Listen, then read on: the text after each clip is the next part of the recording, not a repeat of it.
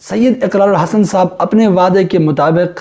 راولپنڈی روات پہنچ چکے ہیں۔ اب انشاءاللہ تعالی کچھ دیر میڈیا سے گفتگو ہوگی، جب وہاں سے فارغ ہوں گے پھر انشاءاللہ حق خطیب کے اڈے کی طرف رخ کریں گے، اور وہاں پر پھر حق خطیب اور سید اقرار الحسن صاحب کا آمنا سامنا ہوگا۔ اگر حق خطیب چھپ نہ جائے، اگر حق خطیب اپنے اڈے سے بھاگ نہ جائے، اور تمام ساتھیوں سے گزارش ہے کہ خدا را سارے ساتھی سید اقرار الحسن کا ساتھ دیں، ان کے لیے دعائیں کریں تاکہ اللہ تعالیٰ پاکستانیوں کی جان چھڑوائے اس فتنے سے جو ولیوں کے نام پر کرتب ہے، جو کرامات کے نام پر کرتب کرتا ہے، جو ولیوں کے نام پر دبا ہے، جو ڈونگی اور جیلی پیر ہے، کئی برسوں سے لوگوں کو لوٹ رہا ہے، لوگوں کو لوٹ کے اس نے بیڑا غرق کیا ہے، اور کئی سارے بچے اور بڑے لوگ اس کے ہاتھوں اس دنیا سے چلے گئے ہیں، جن کو انہوں نے کہا کہ ہاسپٹل جانے کی ضرورت نہیں ہے، بس یہاں پہ میں دم کروں گا تو آپ ٹھیک ہو جاؤ گے۔ آپ کا دم کہاں اثر کرتا ہے؟ آپ کو نماز نہیں آتی ہے، آپ کو بسم اللہ پڑھنا نہیں آتا ہے،